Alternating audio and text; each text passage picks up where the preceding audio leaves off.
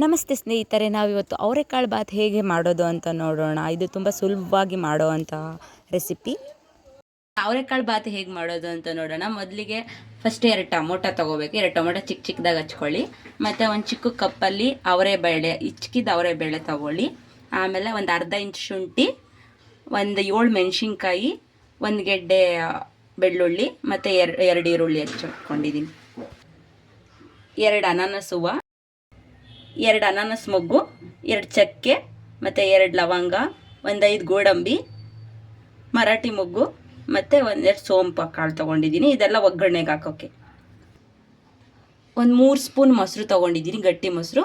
ಮತ್ತು ಲಾಸ್ಟಿಗೆ ಕೊತ್ತಂಬರಿ ಸೊಪ್ಪು ಇಟ್ಕೊಳೋಕ್ಕೆ 7 ಹಸಿಮೆಣ್ಸಿನ್ಕಾಯಿ, ಮತ್ತು ಅರ್ಧ ಇಂಚು ಶುಂಠಿ,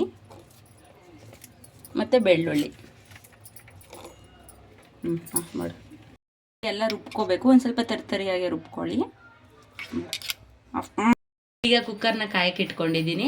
ಒಂದು 4 ಟೇಬಲ್ ಸ್ಪೂನ್ ಅಷ್ಟು ಎಣ್ಣೆ ಹಾಕ್ಕೊಳ್ಳಿ. ಎಣ್ಣೆ ಕಾಯ್ದಾದ್ಮೇಲೆ ಸಾಸಿವೆ ಹಾಕ್ಕೊಳ್ಳಿ. ಫುಲ್ಲು ಅದು ಸಿಡಿಬೇಕು ಅಂಥವ್ರಿಗೂ ನೋಡ್ಕೊಳ್ಳಿ.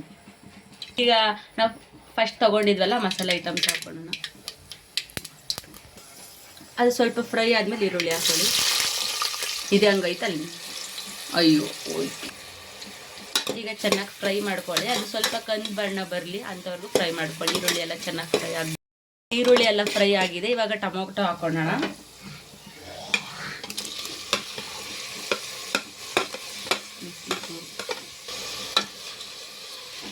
ಎಲ್ಲ ಫ್ರೈ ಆಗ್ತಿದೆ. ಈಗ ರುಬ್ಬಿಟ್ಕೊಂಡಿರೋ ಪೇಸ್ಟ್ ಹಾಕೋಣ, ಶುಂಠಿ ಬೆಳ್ಳುಳ್ಳಿ ಪೇಸ್ಟು. ಎಲ್ಲ ಮೆತ್ತಗಾಗೋವರೆಗೂ ಸ್ವಲ್ಪ ಬೇಯಿಸ್ಬೇಕು ಟೊಮೊಟೊನ. ಈಗ ಅವರೆಕಾಳು ಹಾಕೊಳ್ಳೋಣ. ಇದೆಲ್ಲ ಈ ಲೋಟದಲ್ಲಿ 2 ಲೋಟ ಅಕ್ಕಿ ಹಾಕೊಳ್ಳಿ. 2 ಲೋಟ ಹಾಕ್ಕೊಳ್ಳಿ.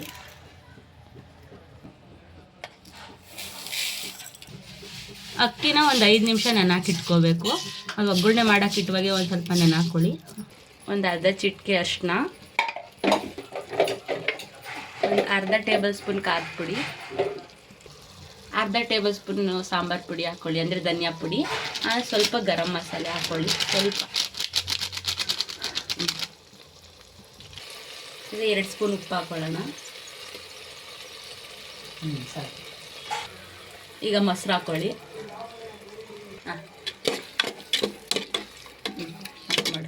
ಕುದೀತಾ ಇರೋ ಮಸಾಲ ಐಟಮ್ಗೆ ಈಗ ತೊಳೆದು ನೆನಾಕೊಂಡಿರೋ 5 ನಿಮಿಷ ನೆನಾಕೊಂಡಿರ್ತೀರಲ್ಲ, ಅದು ಅಕ್ಕಿ ಹಾಕ್ಕೊಳ್ಳಿ.